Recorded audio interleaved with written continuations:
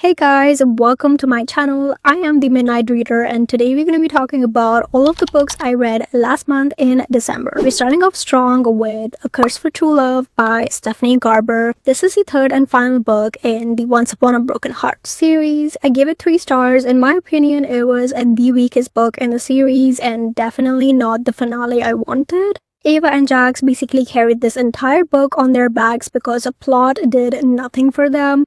We sort of had the amnesia trope, which I initially thought would be very cool considering how things left off in the previous book, but it barely added anything to the story. I really hated when characters turn good characters into villains for absolutely no reason, and that was the case with Apollo in this book. I mean, can anyone tell me why he was so obsessed with Ava all of a sudden? So yeah, we definitely did not need his POV. It was very unnecessary. Speaking of which, we also had Jax's POV, which I was very excited for, okay? But I guess it shouldn't have been because it was so freaking underutilized. I mean, I just wanted more of his inner turmoil and hurt told from his perspective, but instead we got vague inner monologues, him chasing Ava and trying to convince himself that she's better off without him. Like, sir, respectfully, this is the third book. You either want her or not. Please make up your mind. The romance though was very cute, but after all the build-up in the previous books, I was just naturally expecting more, cause somehow it is still Ava chasing Jax and not the other way around, even though she is the one who's married. Since this is the final book in the series, we finally got the love confession, which was very wholesome. Seeing Jax in awe melted me, but the whole cursed kiss reveal was very underwhelming. It felt like we waited 2 entire books for nothing, cause guys, the series is over and I still don't know how they can kiss. The plot, as I said, was mediocre at best. I just did not care about the Valors at all, except for maybe Aurora and Castor. Lala though was iconic. I can read an entire series just about her. Now, coming to the real issue, because all of that was just me not getting what I wanted, and the real issue being the amount of losettes. And there were way too many to count, but I did make up a list of some of the bigger questions that are going to bother me until the end of time. So for those of you all who don't like even the vaguest of spoilers, please skip ahead, and if you've read the book already or don't mind vague spoilers, hear me out. We're getting serious. First and foremost, what happened to Luke and Marisol? Like, did we all just conveniently forget how big of a role these two played in the first book? Because these two are the ones who started it all, and now they're nowhere to be found. Why does Jax eat apples and what do the colors mean? And no, Jax telling Ava that he does not need them anymore does not answer my question. I also do know that there are a lot of fan theories on this, but I want this question answered directly from the author because I'm sure she must have thought something in her head when she was writing a character being so obsessed with apples. Like, was that only a prop? Like, what was the thought behind it? I need to know. Ava still owes Jax a third kiss. Again, did we also forget about that? That mark is still on her wrist. And assuming they're gonna be together for the rest of their lives and Jax is not gonna want her to be kissing other men, is that gonna stay on her wrist like a tattoo for the rest of her life or fade away with time? Can Jax make it go away? I need to know. Where is Tiberius and who is ruling the kingdom now? Because if you read the book, you know what happens to the current ruler and why he can't rule right now. So what happened to the kingdom now? Is it a free kingdom now? Can anyone claim the throne, or is Tiberius gonna come back from wherever he is? Then one of the most important ones, is Jax immortal or not? Because if you read the Carol series, you might know how falling in love affects a fate's mortality. And since Jax is in love with Ava, is he immortal or did he lose his immortality? Or is he gonna stay young and beautiful and Ava is gonna wither and die? Stephanie, we need answers. If someone placed the curses on Jax, what changed when he became a fate? What is his fate curse? Because we all know, like, the unwed bride cannot get married. But again, if you read the book, the true love's curse was placed on Jax by someone else. So what changed? So yeah, this generally does not feel like the final book of a series because hardly anything wraps up, and I don't know if that was intentional or not, but I just don't like it. And it kind of ruins the entire series for me. Moving on, we have The Defender by Anna Huang. I received a review copy from Hatchet. Thank you so much again. If you don't know, this is book 2 in Anna Huang's new sports romance series, which I believe is called Gods of the Game or something like that. And I did not read the first book, The Striker, because it was way too big for a romance book, and I heard a lot of mixed reviews on it and just opted not to read that one. But when this one came out, I just had a feeling that this would not disappoint me like the books in the Kings of Sin series were doing, and I was right because Anna Huang did a complete 180 in here. Instead of her usually morally grey MMCs, we get Vincent Dubois, who is the golden retriever of all golden retrievers. He's fun, energetic, hot, adorable, and honestly a walking green flag. I mean, it doesn't get better than the fact that he was ready to put his career on the line for the woman he loves. As for Brooklyn, she is someone who has gone through some intense childhood neglects, which can really mess up a person, so I really appreciated how she was still trying to actively work things out with both of her parents, as well as trying to figure out her own mess, especially her job situation working as a nutritionist for her father's team. The romance is pretty fast-paced since both of our characters are into each other from the very start, and I really enjoyed their early banter. There was this thing in the beginning where Vincent and Brooklyn make a bet to see which one of them caves and kisses the other first, and I feel like that added a really fun layer to their romance. I also really liked how Vincent handled things with Brooklyn's father, who also happens to be his coach. So yeah, these characters were just so emotionally mature, and that emotional maturity made their relationship feel super realistic, and I really like that. Lothair by Cressy Cole. This is book 11 in the Immortals After Dark series and follows Lothair, the lore's most ruthless vampire who is plotting to seize the Horde's crown, which, if you don't know, is a vampire faction in this series, but bloodlust and torture have left him on the brink of madness until he finds Elizabeth Pierce, the key to his victory. This is honestly a hard book for me to talk about because, like every fan of the series, I was very excited to finally read Lothair's story, and I will say this up front that Lothair is a very unique, fascinating character which you just cannot ignore as a side character, but as an MMC you're supposed to root for, relate to, or even fall in love with.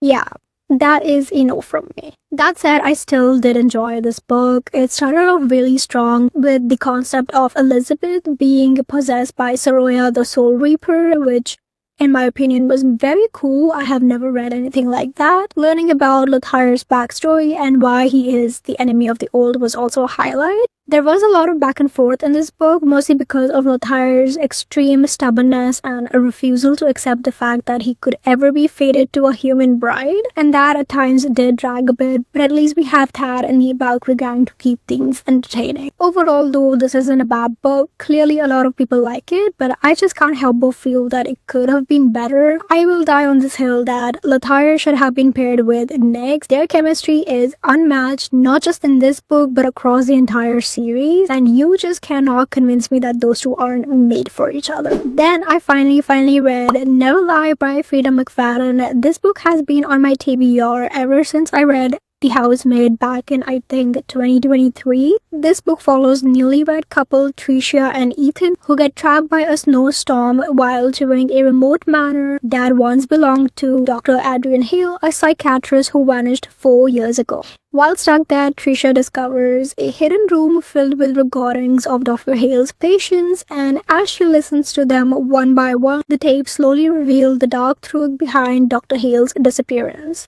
I picked this up as a road trip read because I know Frida's books don't require too much brain power and they're usually gripping enough to binge, and that part definitely delivered. Overall though, it was a fun one-time read. Am I gonna think about it again? Probably not. I do love Frida's writing style though. It is just super easy to get into, and she's just great at throwing you off. I mean, she literally pulls twists out of nowhere, and while that really worked for me in The Housemaid, the twist in this book was way too off-kilter. Honestly, the only reason most people would not be able to guess it is because the author sets a false narrative right from the start, which is why I'm calling this a one-time read, because if you were to reread it, a lot of the first half just wouldn't make sense. Other than that, I also noticed a few plot holes in here, like how and what Ethan was working on his laptop when there was supposedly no internet in the manor. And then of course, December is not complete without a holiday/Christmas read, and my pick for that was The Christmas Fix by Lucy Score. This book takes place in the small town of Mary, Connecticut that gets hit by a hurricane right before Christmas, and the city manager, Noah, who is also single dad by the way, has to cancel their Christmas festival, which is a huge bummer for the entire town because not only it brings them a lot of revenue financially, but it is also the time of the year everyone in town looks forward to. Enter home renovation TV star Catalina, who shows up with a camera crew and enough money to save the town and bring Christmas back.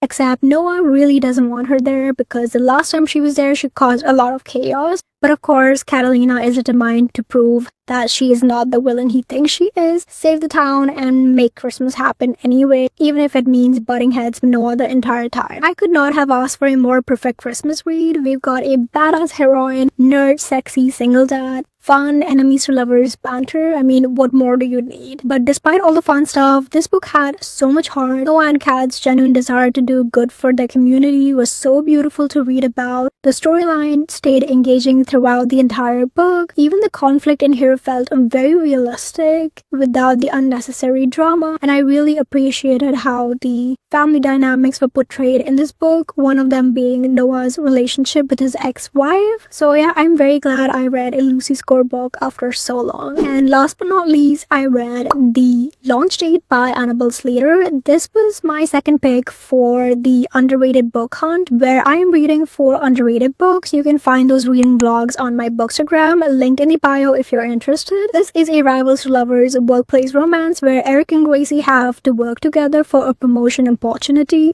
This book was honestly perfection. The plot, the characters, the emotional growth, the side characters, everything was just so well done. You can just tell when a book is well thought out, and the fact that this is a debut novel is genuinely impressive. In this book, Gracie's having a rough time. She has just been dumped by her fiancé and is working non-stop for a boss who treats her like trash and does not believe in work-life balance whatsoever. And to top it all off, she has a former friend turned rival constantly trying to one-up her. So when she's offered a promotion, she sees it as her chance to finally get her life back on track. Except now she has to compete with said former friend turned rival for the job. Gracie was such an admirable FMC. She has a lot on her plate, but she handles it all with so much quiet strength. I did find her being a pushover in the beginning sort of frustrating, but it also made sense. And when she slowly started standing up for herself, it was so satisfying. Eric though was my absolute favorite. He might come off as a jerk at first, but actually he's such a sweetheart,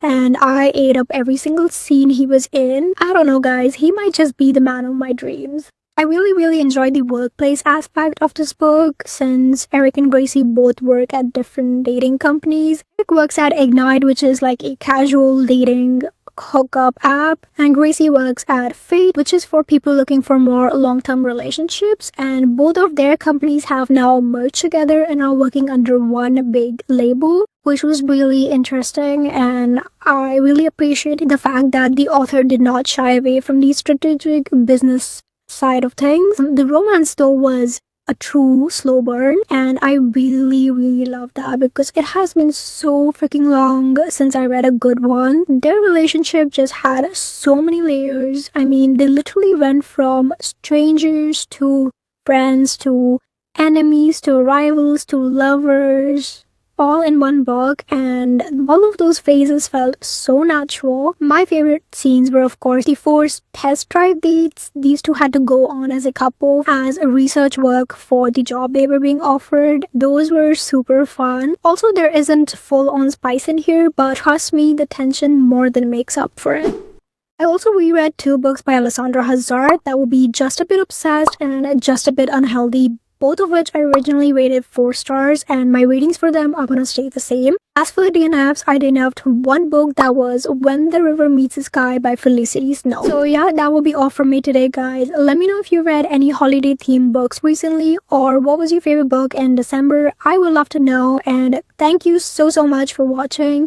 Do give me a thumbs up if you like this video, and I will see you guys next time. Bye!